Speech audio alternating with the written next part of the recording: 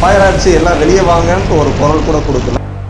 அவரோட கோ டிரைவரும் உள்ளே வந்து படுத்து தூங்கிட்டு இருந்தார். அவரை கூட இவருக்கு காப்பாற்றணுங்கிற விஷயம் வந்து தோணலை. பார்வையாளருக்கு வணக்கம். நான் Ezhil Arasan, NRP industrial safety and service எக்யூப்மெண்ட்ஸ்லேருந்து பேசுகிறேன்.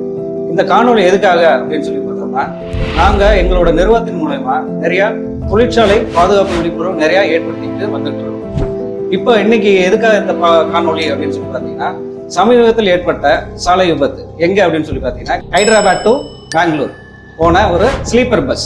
இந்த ஸ்லீப்பர் பஸ் சாலை விபத்து ஏற்பட்டு அது தீ விபத்தாக மாறி கிட்டத்தட்ட ஒரு 26 உயிர்கள் வந்து இழந்துட்டோம். அப்போ இந்த மாதிரியானது இனி ஃபியூச்சரில், அதாவது எதிர்காலத்தில் நடக்காமல் இருக்கணும் அப்படின்னா சில எக்ஸ்பர்ட்ஸோட நம்மளோட அறிவுறுத்தல் நம்மளுக்கு தேவைப்படுது. அப்போ அந்த மாதிரியான ஒரு எக்ஸ்பர்ட்ஸா யார் அப்படின்னு சொல்லி பார்த்தோம்னா, என்ஆர்பி இண்டஸ்ட்ரியல் சேஃப்டியோட சீஃப் கன்சல்டன்ட் டாக்டர் பிரபு அவரோட ஒரு நேர்காணல் தான் இந்த வீடியோவில் நம்ம பார்க்க போகிறோம். வணக்கம் பிரபு சார். வணக்கம் எழில் சார், எப்படி இருக்கீங்க? நல்லா இருக்கேன், நீங்க எப்படி இருக்கீங்க? நல்லா இருக்கேன் சார். நம்ம வந்து நிறைய தொழிற்சாலை பத்தி தொழிற்சாலை பாதுகாப்பு சம்பந்தமா நிறைய நம்ம விவாதிச்சிருக்கிறதுக்கு முன்னாடி இப்ப மக்களோட ஒரு விழிப்புணர்வுக்காக சமீபத்தில் ஏற்பட்ட ஒரு ஆம்னி பஸ்ஸோட விபத்து, அந்த விபத்துல ஏற்பட்ட ஒரு ஃபயர், அந்த ஃபயர்னால ஒரு 26 உயிர்கள் வந்து இழந்திருக்கிறோம். இப்போ பார்த்தீங்கன்னா உங்களோட ஒரு எக்ஸ்பர்ட்ஸோட கருத்து இருந்துச்சுன்னா மக்களுக்கு ஈஸியாக ஒரு விழிப்புணர்வுக்காக நாங்கள் வந்து இந்த ஒரு வீடியோவை போடுறோம். அதனால உங்களோட எக்ஸ்பர்ட்டோட ஒரு கருத்தை நாங்கள் வந்து எதிர்பார்க்கிறோம் சார். முதலாவது இதில் வந்து ஆம்னி பஸ்ஸில் வந்து 2 விதமான கேட்டகரி இருக்குது. ஒன்று வந்து full sleeper bus, semi sleeper bus. இதில் ஃபுல் ஸ்லீப்பருங்கிறது படுக்கை வசதின்னு நம்ம சொல்லுவோம். செமி ஸ்லீப்பர் வந்து நம்ம உட்காந்துட்டு போகிற மாதிரி. நம்மளுடைய இந்தியாவில் பார்த்தீங்கன்னா முன்னாடி ப்ரீவியஸ் இயர்ஸில் வந்து ஃபுல் ஸ்லீப்பர் பஸ் வந்து பேண்டு. அதுக்கப்புறம் நிறைய ஸ்டேட்டில் அதுக்கு பெர்மிட் கொடுத்தாங்க. தமிழ்நாட்டில் மட்டும் அதுக்கு பெர்மிட் கொடுக்காம வச்சுருந்தாங்க. ஒரு முந்தின வருஷங்களில் 2-3 வருஷங்களுக்கு முன்னாடி பார்த்தீங்கன்னா தமிழ்நாட்டில் ஓடுற ஃபுல் ஸ்லீப்பர் பஸ் எல்லாமே அதர் ஸ்டேட்ஸ் பெர்மிட் தான் ஓடிட்டு இருந்துச்சு. ஸோ வந்து அது என்ன காரணம்னு பார்த்தீங்கன்னா, இதில் வந்து நம்ம ஆராய்ந்து பார்த்தோம்னு பார்த்தீங்கன்னா, நிறைய கண்ட்ரீஸில் வந்து ஃபுல் ஸ்லீப்பர் பஸ்ஸை வந்து இப்போ வரைக்கும் பேன் பண்ணியிருக்காங்க. ஃபார் எக்ஸாம்பிள் சைனாவில், யூகேல, ஜெர்மனியில், வியட்நாமில் இங்கெல்லாம் பார்த்தீங்கன்னா ஃபுல் ஸ்லீப்பர் பஸ் வந்து டோட்டலி பேன். அவங்க மேஜராக இது பேன் பண்ணதுக்குண்டான ரீசன் என்னன்னு பார்த்தீங்கன்னா, டிசைன் ஃப்ளாஸ் அப்படின்னு சொல்கிறாங்க. பஸ்ஸினுடைய டிசைன்லேயே அதில் வந்து தவறுகள் இருக்குங்கிறத வந்து அவங்க இண்டிகேட் பண்ணுறாங்க. டிசைன் ஃப்ளாஸ்ன்னு பார்த்தீங்கன்னா அது என்ன சொல்கிறாங்கன்னா, பஸ்ஸினுடைய ஹைட் வந்து இன்க்ரீஸ் ஆகும், பஸ்ஸினுடைய ஸ்டெபிலிட்டி வந்து செமி ஸ்லீப்பர் பஸ் அளவுக்கு இருக்காது, ஈஸியாக வந்து ரோல் ஓவர் ஆகிறதுக்கு நிறைய பாசிபிலிட்டி இருக்குது அப்படிங்கிறனால அதை வந்து தடை பண்ணியிருக்காங்க. முதல் காரணம் அது. பஸ்ஸுக்குள்ளே ரொம்ப கிராம்ப்டாக இருக்கும். அந்த ஒரு எமர்ஜென்சி டைமில் அந்த சின்ன இடத்துல எல்லாருமே ஈஸியாக வெளியேற முடியாதுங்கிற ஒரு காரணம். அதுக்கடுத்து பார்த்தீங்கன்னா எமர்ஜென்சி எக்ஸிட் வந்து செமி ஸ்லீப்பர் பஸ்ஸில் இருக்கக்கூடிய அளவுக்கு ஃபுல் ஸ்லீப்பர் பஸ்ஸில் வந்து ப்ரொவைட் பண்ண முடியாதுங்கிற டிசைன் ஃபேக்டர்ஸ். இதெல்லாம் கன்சிடர் பண்ணி அவங்க வந்து இப்போ வரைக்குமே பார்த்தீங்கன்னா இந்த கண்ட்ரீஸில் வந்து ஃபுல் ஸ்லீப்பர் பஸ்ஸு பேண்டு. இப்போ நீங்கள் சொன்ன மாதிரி கடந்த மாதம் நடந்த இந்த Hyderabad to Bangalore omni bus வந்து விபத்தை நம்ம வந்து ஆராய்ந்து பார்த்தோம்னா நிறைய கேப்ஸ், அதில் வந்து நிறைய தவறுகள் இருக்குது. அதை வந்து நம்ம ஒன்று நம்ம பார்த்தோம்னா, முதல்ல வந்து அந்த ஹைதராபாத்லேருந்து பெங்களூர் வரைக்கும் உள்ள NH44ன்னு சொல்லக்கூடிய நேஷ்னல் ஹைவேனுடைய மொத்த ஸ்ட்ரெச் கிலோமீட்டர்ஸ் பார்த்தீங்கன்னா 575 கிலோமீட்டர். அதில் 215 கிலோமீட்டர் தாண்டின உடனே குர்னூல் டோல் பிளாசா வருது. அந்த டோல் பிளாசா வரைக்குமே, அதாவது பஸ்ஸில் உயிர் பழைச்ச சர்வேவர்ஸினுடைய ஸ்டேட்மெண்ட். பஸ்ஸில் வந்து டிரைவர் ரொம்ப நிதானமாக ஓட்டினார். அந்த டோல் பிளாசாவை தாண்டின உடனே தான் அவர் வந்து கொஞ்சம் ஹையர் ஸ்பீட், வண்டியில் இருந்தவங்களுடைய ஒரு கருத்து பார்த்தீங்கன்னா 120 ஸ்பீடில் வந்து அவர் போயிருப்பாருன்னு சொல்கிறாங்க. அப்போ ஹை ஸ்பீடில் போகிறப்ப அந்த சமயம் மழை நேரமும் வேறு. அப்போ வந்து ஒரு பெட்ரோல் பங்க்கில் வந்து ஒரு நபர் வந்து பெட்ரோல் போட்டுட்டு உள்ள சடன் இன்டர்ஃபரன்ஸ் ஆகிறாரு. அதாவது பஸ்ஸை வந்து குறுக்க வராரு. பஸ்ஸும் ஹை ஸ்பீடில் போகிறனால அவரும் குறுக்க வந்தனால அவர் வந்து பஸ்ஸு வந்து அவர் மேலே மோதி அவர் வந்து பைக் வந்து கீழே போயிடுது. அவர் சம்பவ இடத்துல இறந்துடுறாரு. அந்த பைக் வந்து கீழே போகிறப்ப அந்த பஸ்ஸோட உராய்வு ஏற்பட்டு இழுத்துக்கிட்டே வர்றப்ப அதனுடைய பெட்ரோல் டேங்க்கில் வந்து ஃபயர் ஆகி அந்த ஃபயர் வந்து பஸ்ஸில் வந்து ஸ்ப்ரெட் ஓவர் ஆயிடுது. இதுதான் வந்து மேஜர் ரீசன். அதில் வந்து பார்த்தீங்கன்னா இதில் முக்கியமாக பார்த்தீங்கன்னா அந்த பஸ்ஸு பேருந்தினுடைய ஒரு நடத்தை விதம் வந்து ரொம்ப கவனிக்கத்தக்கது. ஏன்னா தீ விபத்து நடந்துருச்சு அப்படின்னு தெரிஞ்ச உடனே முதல் வேலையாக பஸ்ஸை நிப்பாட்டிட்டு அவர் ஓடிட்டார் டிரைவர். இதில் வந்து பார்த்தீங்கன்னா ஒரு சின்ன மனிதாபிமான அடிப்படையில் கூட அந்த பேசஞ்சர் கேபினை திறந்து விட்டுட்டு ஃபயர் ஆயிடுச்சு எல்லாம் வெளியே வாங்கன்ட்டு ஒரு குரல் கூட கொடுக்கல. அவருடைய கோ டிரைவரும் உள்ளே வந்து படுத்து தூங்கிட்டு இருந்திருக்காரு. அவரை கூட இவருக்கு காப்பாற்றணுங்கிற விஷயம் வந்து தோணலை. ரெண்டாவது, இப்போ அந்த பைக் உள்ள ஓடையில் வந்தார் பார்த்தீங்களா, அந்த நபர் வந்து பார்த்தீங்கன்னா இப்போ சிசிடிவி அந்த பெட்ரோல் பங்க்கில் இருக்கக்கூடிய சிசிடிவி கேமராவில் பார்த்தீங்கன்னா அவர் வந்து ஒரு அன்ஸ்டேபிள் மைண்டில் இருந்திருக்கார். அதாவது சில ஊடகங்கள் வந்து பார்த்தீங்கன்னா அவர் வந்து குடிபோதையில் இருந்திருக்காருன்னு சொல்கிறாங்க. நம்ம அப்படி சொல்ல தேவையில்லை. அதாவது பெட்ரோல் போட்ட உடனே அவர் வந்து ஒரு விரக்தியில் வந்து அந்த பைக்கை வந்து ஒரு கையால் வந்து ஒரு 360 டிகிரி சுற்றுறாரு, விரக்தியில் சுற்றுறாரு. அவருடைய நடவடிக்கையை பார்த்தாலே மைண்டு வந்து அவருக்கு ஒரு அன்ஸ்டேபிள் மைண்டாக இருந்திருக்காரு அப்படிங்கிறது சொல்ல தோணுது. ரெண்டாவது, அந்த நபரும் அங்கே கர்னூல் பக்கத்தில் இருக்கக்கூடிய ஒரு தொழிற்சாலையில் ஒரு ஒர்க்கராக வேலை பார்க்குறாருன்னு வேறு சொல்கிறாங்க. ஸோ இது வந்து ஒரு மேஜர் ரீசனாக இருக்குது. ஸோ இப்போ அந்த ஃபயர் ஆயிடுச்சு. ஆன உடனே என்ன ஆச்சுன்னு பார்த்தீங்கன்னா உள்ளுக்குள்ளே இருக்கக்கூடிய பேசஞ்சர்ஸ், அந்த பேசஞ்சர்ஸில் பெரும்பாலும் ஐடி நிறுவனத்தில் வேலை பார்த்தவங்க எல்லாருமே லீவுக்கு ஊருக்கு போகிறவங்க தான். ஸோ அப்போ வந்து அவங்களுக்கு அந்த பஸ்ஸினுடைய டிசைன் ஃபேக்டர் இதை நம்ம சொன்னோம்னு பார்த்தீங்கன்னா அந்த பஸ்ஸு வந்து சீட்டிங் கேரியருக்கு தான் கவர்மெண்ட்டில் பெர்மிட் வாங்கியிருக்காங்க. 40 சீட்டுக்கு தான் கொடுத்துருக்காங்க. 43 சீட்டுக்கு பெர்மிட் கொடுத்துருக்காங்க. அன்ஆத்தரைஸ்டாக அந்த பஸ்ஸினுடைய டிரான்ஸ்போர்ட்டர் என்ன பண்ணியிருக்காரு, அந்த சீட்டிங் கேரியரை வந்து ஃபுல் ஸ்லீப்பராக வந்து கன்வெர்ட் பண்ணியிருக்காரு. எமர்ஜென்சி எக்ஸிட் வந்து ப்ராப்பராக ப்ரொவைட் பண்ணாமல். இது வந்து அந்த பஸ்ஸினுடைய மேஜர் ஃப்ளான்னு சொல்லக்கூடிய ஒரு டிசைன் ரீசன் அது.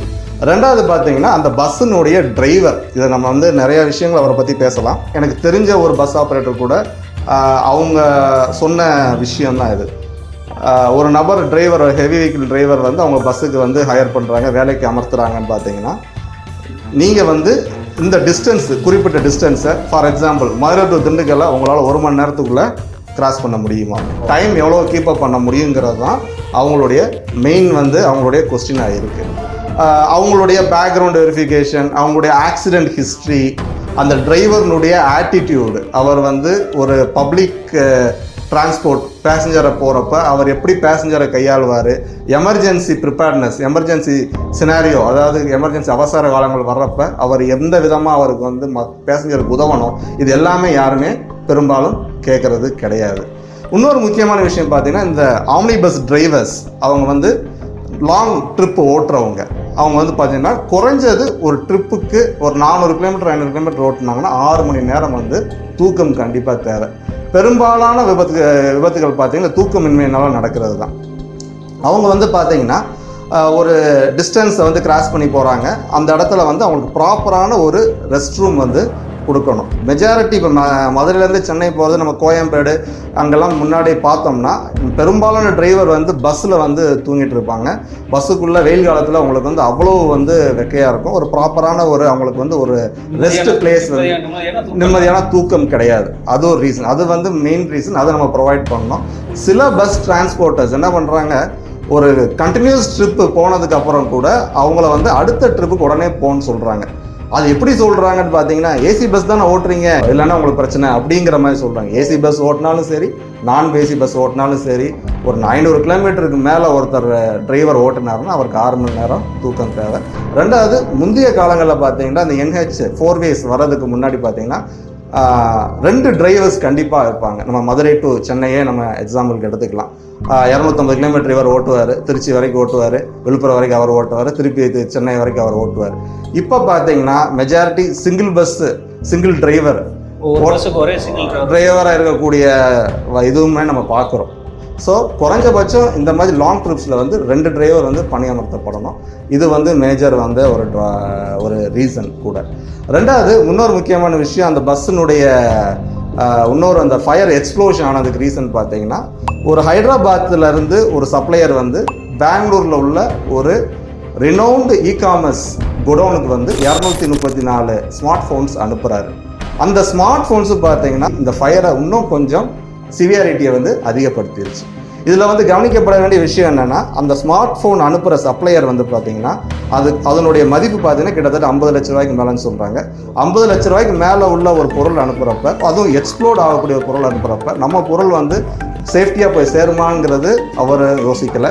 அதே மாதிரி இந்த மாதிரி ஸ்மார்ட் ஃபோன் நம்ம பஸ்ஸில் ஏற்றுறோம், ஏதாச்சும் ஒரு பேட்டரி வந்து எக்ஸ்ப்ளோர்ட் ஆச்சுன்னா பஸ்ஸில் வந்து தீ பிடிச்சிரும்னு சொல்லிட்டு இந்த டிரான்ஸ்போர்ட்டரும் அதை வந்து யோசிக்கவே இல்லை. அவங்களும் பார்த்து இப்போ நார்மலாக பார்த்தீங்கன்னா ஒரு எக்ஸாம்பிள் பார்த்தீங்கன்னா தீபாவளி சமயத்தில் வந்து பெரும்பாலான பஸ்ஸுகளில் மொஃபசல் பஸ்ஸில் கூட பார்த்தீங்கன்னா பட்டாசு வந்து ஏற்ற மாட்டாங்க. பட்டாசு இருந்தால் இறங்கிருங்க. அதுக்கு வந்து செப்பரேட் லாஜிஸ்டிக்ஸ் இருக்குது பட்டாசு எக்ஸ்ப்ளோசிவ்ஸ் ஏற்றுறதுக்கு. ஸோ அது வந்து ஒரு மேஜர் ட்ராபேக். அதாவது பஸ்ஸுக்குள்ளேயும் பார்த்தீங்கன்னா ஃபுல் அண்ட் ஃபுல் இந்த ஃபுல் ஸ்லீப்பர் பஸ்ஸில் ஸ்க்ரீனு, ஃபோமு இந்த மாதிரி பார்த்தீங்கன்னா ஃபயர் லோட் ஏற்படுத்தக்கூடிய அதிகமான காரணிகள் இருக்குது.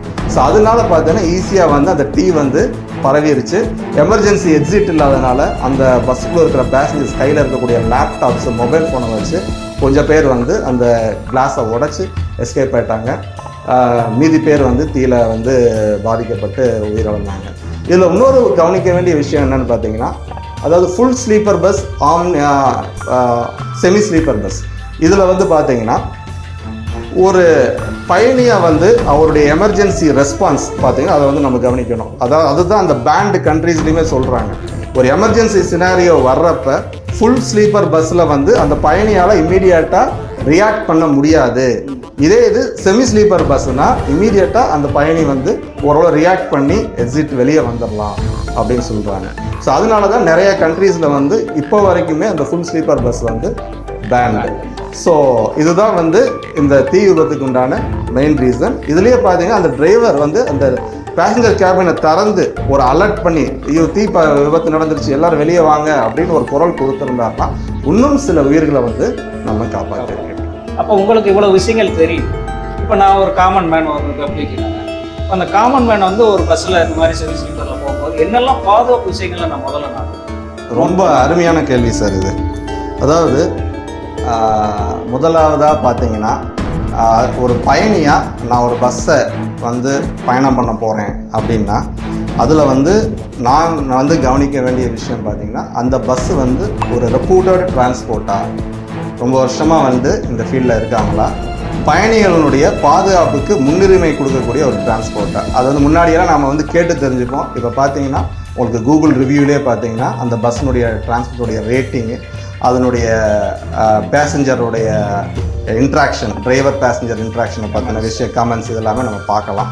ரெண்டாவது ரெப்யூட்டட் ஆர்கனைசேஷனாக நமக்கே தெரியும் சில டிரான்ஸ்போர்ட்டர்ஸ் வந்து இருக்கிறாங்க அப்படின்ட்டு. ரெண்டாவது விஷயம் நம்ம பார்க்க வேண்டியது என்ன பார்த்தீங்கன்னா, ஒரு பஸ்ஸுக்குள்ளே நம்ம ஏறின உடனே அந்த பஸ்ஸில் வந்து எமர்ஜென்சி எக்ஸிட்ஸ் வந்து எங்கெங்கே இருக்குங்கிறத ப்ராப்பராக நோட் பண்ணணும். போன உடனே நோட் பண்ணணும். இதில் பஸ் டிரான்ஸ்போர்ட் ஆப்ரேட்டர்னுடைய ரெஸ்பான்சிபிலிட்டி என்னென்னு பார்த்தீங்கன்னா, அட்லீஸ்ட் வந்து தெரியக்கூடிய இடங்களில் எமர்ஜென்சி எஸ்கேப் ரூட்டை வந்து அவங்க வந்து டிஸ்பிளேல பஸ்ஸில் வைக்கணும். அட்லீஸ்ட் அந்த டிஸ்பிளே பார்த்தாலாச்சு இந்த இடத்துல எமர்ஜென்சி எக்ஸிட் இருக்குங்கிறத தெரிஞ்சுக்குவாங்க. ஏன்னா ஒரு எமர்ஜென்சி சுச்சுவேஷன் வரப்போ நம்ம எக்ஸிட்டை தேடக்கூடாது, அதுக்கே வந்து ஒரு டைம் எடுத்துரும். ஸோ அதனால் இதெல்லாமே நம்ம பார்க்கணும். அதே மாதிரி இந்த ஃபுல் இப்போ எல்லா பஸ்ஸுமே வந்து குளிரூட்டப்பட்ட ஏசி பஸ் தான். அதில் வந்து பார்த்தீங்கன்னா நம்ம வந்து கண்ணாடியை கண்டிப்பாக உடைச்சாகணும். அதாவது எமர்ஜென்சி எக்ஸிட் திறந்தது போக சில சமயங்கள் கண்ணாடியை உடைச்சி வெளியேறக்கூடிய ஒரு சூழ்நிலை ஏற்படும். அந்த சூழ்நிலையில் பார்த்தீங்கன்னா நமக்கு வந்து ஒரு ஹேமர் தேவை. அதான் நீங்கள் நம்ம நிறைய ட்ரெயினில் பார்த்துருப்போம், ஹேமர்ஸ் இருக்கும். அந்த ஹேமர்ஸும் நிறைய ஏரியாவில் பஸ்ஸில் வந்து ப்ரொவைட் பண்ணணும். பிரேக் கிளாஸ் ஹேமர்னு சொல்லுவாங்க, அதை வந்து ப்ரொவைட் பண்ணணும். இது எல்லாமே பார்த்தீங்கன்னா பயணிகள் ஃபாலோ பண்ண வேண்டிய ஒரு விதிமுறைகள். முடிஞ்ச அளவு ஃபுல் ஸ்லீப்பர் பஸ்ஸை அவாய்ட் பண்ணிவிட்டு செமி ஸ்லீப்பர் பஸ்ஸை ப்ரிஃபர் பண்ணுறது ரொம்ப சிறந்தது. அந்த பஸ் பாடி பில்ட் பண்ணுறதுக்கு பார்த்தீங்கன்னா AS 153 அப்படின்னு ஒரு ஸ்டாண்டர்டாக இருக்குது. அந்த ஸ்டாண்டர்டில் தான் உங்களுக்கு என்னென்ன விஷயங்கள் ஃபாலோ பண்ணுங்கிறத ரொம்ப டீட்டெயிலாக வந்து கவர்மெண்ட் வந்து எலாபரேட் பண்ணியிருக்காங்க. அதில் ரொம்ப சிக்னிஃபிகண்ட்டாக முக்கியமான விஷயங்கள் சேஃப்டி அண்ட் இன்டெலிஜென்ஸ் சிஸ்டம்னு சொல்லுவாங்க. GPS ட்ராக்கிங், CCTV கேமரா, இந்த விஷயங்கள்லாம் கண்டிப்பான முறையில் இருக்கணும்ன்ட்டு ஒரு அமெண்ட்மெண்ட் வரப்போகுது.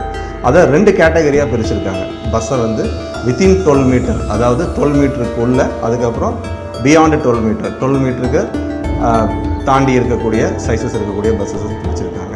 வித்தின் 12 மீட்டர் பார்த்தீங்கன்னா அதில் மேக்ஸிமம் 3 எமர்ஜென்சி எக்ஸிட் இருக்கணுங்கிறாங்க. அதில் 2 எக்ஸிட் வந்து மேலே ரூஃப் ஹேச்சஸ்ன்னு சொல்கிறாங்க.